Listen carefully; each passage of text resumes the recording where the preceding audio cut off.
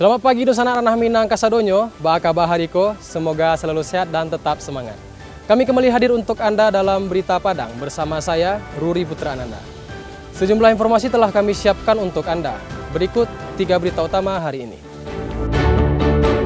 Pemerintah Provinsi Sumatera Barat memperpanjang masa tanggap darurat bencana hidrometeorologi hingga tanggal 22 Desember mendatang. Gelapkan mobil sewaan, pelaku ditangkap di sebuah masjid di Rau Pasaman. Sebuah rumah yang berada tepat di pinggir Sungai Batangkuranji tetap utuh saat banjir bandang yang melanda daerah itu 10 hari yang lalu.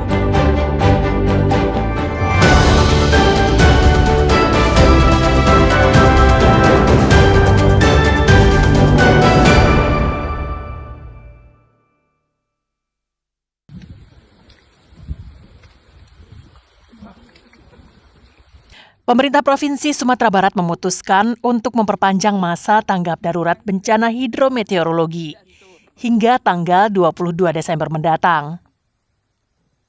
Gubernur Sumbar Mahyeldi mengatakan, perpanjangan ini dilakukan karena masih banyak masyarakat korban bencana banjir bandang dan tanah longsor di sejumlah kabupaten dan kota di Sumbar belum terjangkau bantuan. Ditambah lagi masih terdapat puluhan korban yang masih dinyatakan hilang. Perpanjangan ini difokuskan pada penyaluran bantuan makanan dan logistik lainnya untuk masyarakat terdampak bencana yang berada di pelosok-pelosok Sumatera Barat yang belum mendapatkan bantuan pangan dan obat-obatan, serta daerah yang belum bisa dimasuki kendaraan. Seperti di Jorong Lambeh Nagari, Ampek Koto, Tulang Gajah, Kecamatan Palembayan, Agam, yang telah 2 pekan usai bencana masih terisolasi. Bantuan terpaksa disalurkan dengan berjalan kaki oleh personil Brimob Polda Sumbar.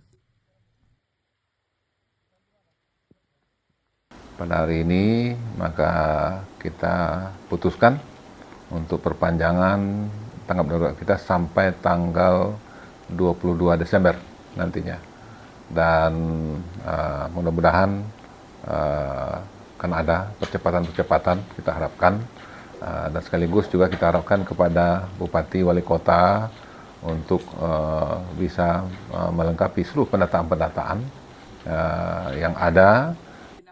Selain perpanjangan masa tanggap darurat selama 14 hari ke depan, Mahyeldi menyampaikan rencana relokasi pasca banjir bandang dan tanah longsor yang hingga saat ini masih menunggu usulan dan data dari kabupaten dan kota terdampak.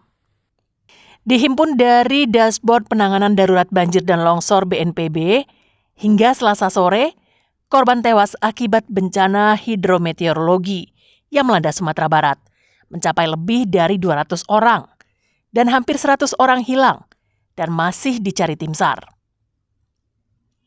Bencana ini juga menyebabkan lebih dari 100 warga yang dirawat di rumah sakit. Alfi melaporkan dari Padang.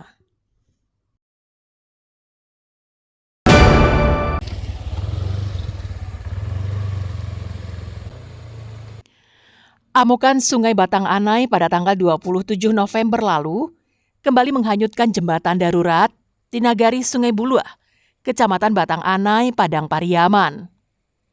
Setelah terisolasi lebih dari sepekan, akhirnya warga Badonce mengumpulkan uang untuk membeli kayu dan keperluan lainnya untuk membangun jembatan.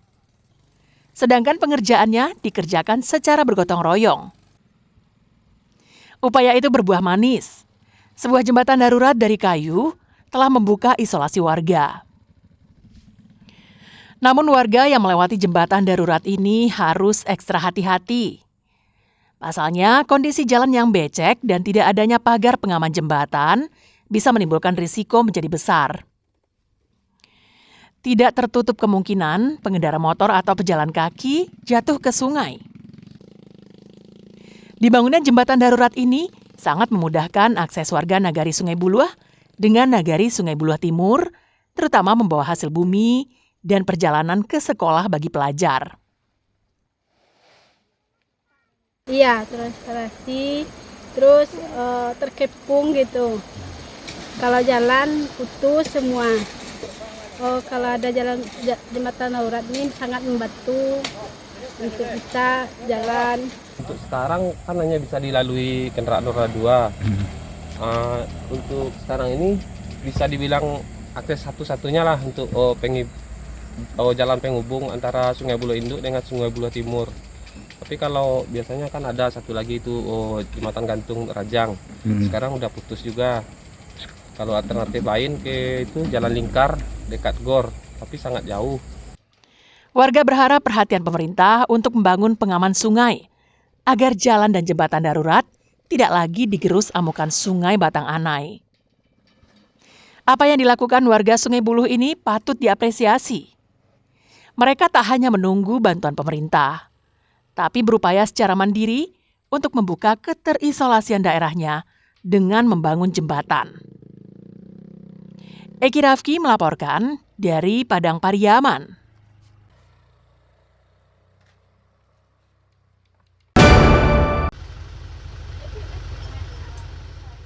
Beginilah suasana menjelang keberangkatan puluhan siswa SMA Negeri 1 Batang Anai pada hari kedua atau hari Selasa ke Asrama Haji Padang Pariaman.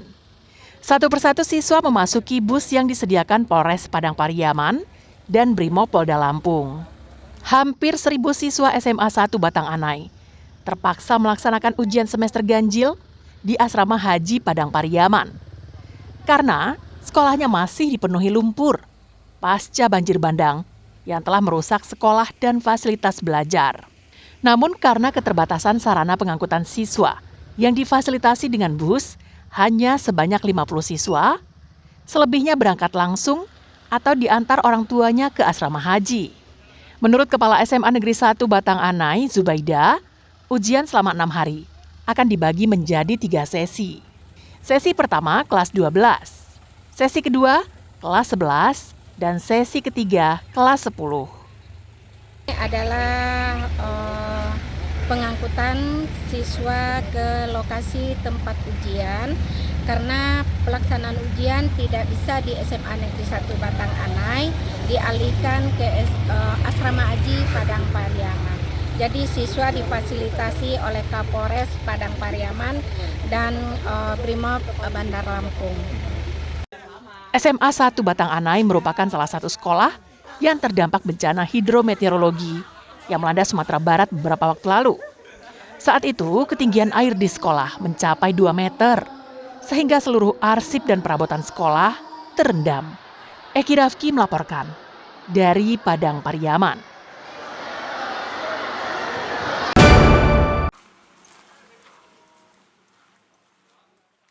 SMA Negeri 12 yang berlokasi di Kelurahan Gurun Laweh, Kecamatan Nanggalo Padang, terpaksa mengalihkan proses belajar mengajar ke tenda pengungsi di halaman sekolah. Hal itu dilakukan setelah banjir bandang melanda sekolah itu. Hingga Senin, ruang kelas, ruang guru, dan ruangan lain masih dalam tahap pembersihan. Tentara dan relawan membersihkan seluruh ruangan di sekolah tersebut. Lumpur yang memenuhi ruangan disingkirkan. Sebuah alat berat dikerahkan untuk menyingkirkan lumpur yang menggenangi halaman sekolah. SMA Negeri 12 Padang mengalami dampak yang cukup parah akibat banjir bandang yang melanda sejumlah wilayah di Kota Padang 2 pekan silam. Saat ini, pihak sekolah masih menyingkirkan lumpur sisa banjir dan membersihkannya. Banyak lumpur yang berada di area sekolah. Walaupun relawan dan bantuan sudah sangat banyak datang ke SMA 12, tapi karena area 14.000 meter ini cukup luas dan semua lokasi bangunan ini dimasuki lumpur, maka pengerjaannya memang tidak bisa cepat. Kami mendapatkan bantuan dari Kemendikdasmen sebanyak 2 tenda belajar darurat yang hari ini sudah mulai kita fungsikan. Anak-anak belajar, ya. Pihak sekolah berupaya agar proses belajar mengajar dapat berjalan secepatnya. Mengingat ujian semester ganjil akan dilaksanakan dalam waktu dekat yang tertunda akibat banjir. Robiham melaporkan dari Padang.